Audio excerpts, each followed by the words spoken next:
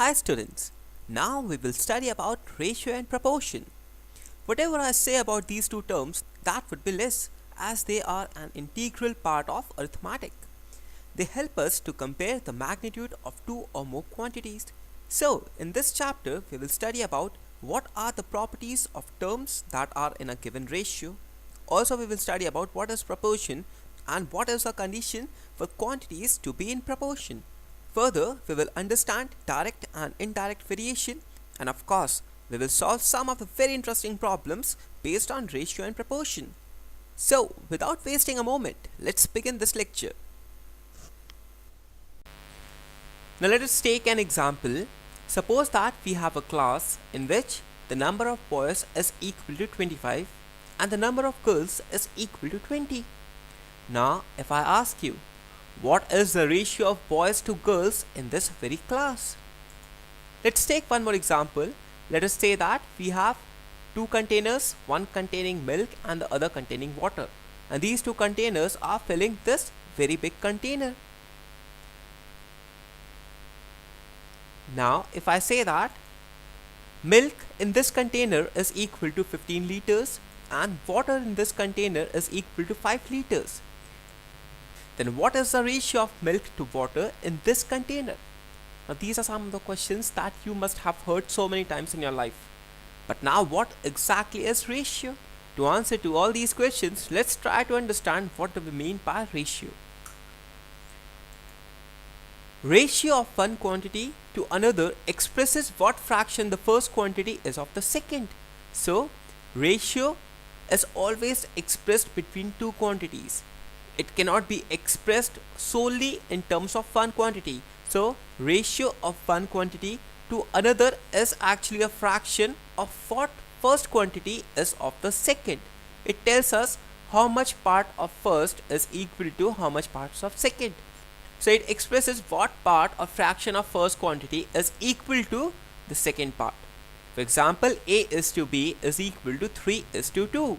So it means that if A is equal to 3, then B would be equal to 2. So of course A is greater than B. So ratio is actually a way of representing a relation between two quantities. Now A is to B, this is a very common notation. So these two dots represents the sign of ratio. So let us say that this is any ratio A is to B. Now A is known as the antecedent and B is known as the consequent. A is the numerator and B is the denominator. This numerator A is known as the antecedent and B, which is the denominator, is known as the consequent. Now there is an important thing to remember. Both the quantities should be of the same unit. So both these quantities A and B should be expressed in the same unit. For example, ratio of two lengths 1 kilometer and 100 meters is not 1 by 100. 1 divided by 100. It's not 1 by 100 because this quantity is in kilometers and this quantity is in meters.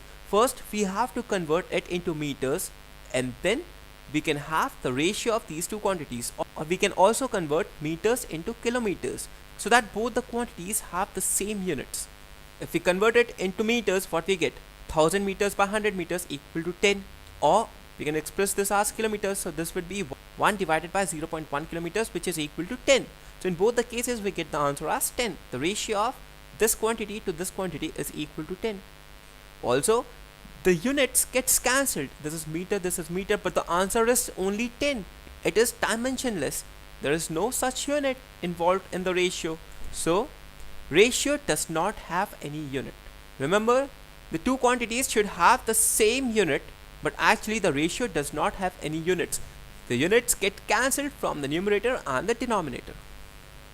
Now let's see how to compare ratios. Which ratio is greater or which ratio is smaller. Let's see how to make a comparison of ratios. We can compare ratios by reducing the denominators or numerators to the same value. So if we want to compare two ratios, then either we can make the denominators equal or we can make the numerators equal, and then comparing them we can find out which ratio is greater or which ratio is smaller. For example, which is greater, 1 by 2 or 4 by 5? This is the ratio 1 is to 2 and this is the ratio 4 is to 5. Now we have to find out which ratio is greater. Now let's try to make the denominator of both these ratios equal. The denominator of this ratio is 2 and the denominator of this ratio is 5. Now we also know that the LCM of 2 and 5 is 10. So what we can do is multiply numerator and denominator of 1 by 2 by 5, and similarly multiply the numerator and denominator of 4 by 5 by 2. So what we get, 1 into 5 divided by 2 into 5 is equal to 5 by 10. This becomes 5 by 10, and also 4 into 2 by 5 into 2 becomes 8 by 10. So we have made the denominators equal. But now if we want to compare, let's compare the numerators. Of course 8 is greater than 5, and what we can say is the ratio 8 by 10 is greater than 5 by 10, or the ratio 4 by 5 is greater than 1 by 2. So this is the method of comparing the ratios. Either we can make the denominators equal or we can make the numerators equal. Now what is compound ratio? If A is to B and C is to D are the two ratios, then AC is to BD is their compound ratio. Compound ratio is actually the multiplication of two ratios.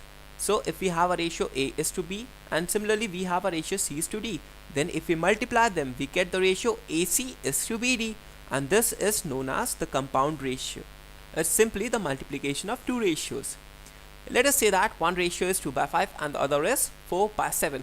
We generally express a ratio in terms of fractions. So this is the ratio 2 is to 5 and this is the ratio 4 is to 7.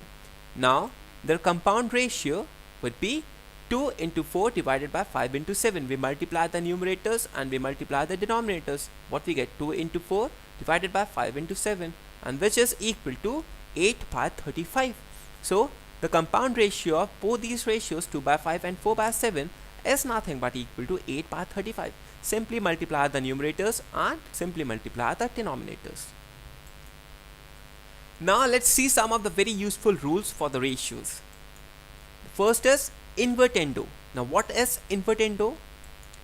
It says that if A by B is equal to C by D, then B by A would be equal to D by C. We simply invert the ratios. So if A by B is equal to C by D, then B by A would also be equal to D by C. And this rule is known as invertendo. Then we have alterendo. What is alterendo? It says that if A by B is equal to C by D, then A by C would be equal to B by D. We bring C to the denominator and we bring B to the numerator of this side. So what it becomes? A by C equal to B by D, and this rule is known as alterendo. The next is componendo. Now what is componendo? If A by B is equal to C by D, then if we add 1 to both the sides, this rule of ratios is known as componendo. The next is dividendo. Now what is dividendo? If A by B is equal to C by D, then A minus B divided by B is equal to C minus D divided by D. Simply add minus 1 to both sides of the equation, and this rule is dividendo. Componendo and dividendo is a combination of componendo and dividendo. So it says that if A by B is equal to C by D, then A plus B divided by A minus B is equal to C plus D divided by C minus D.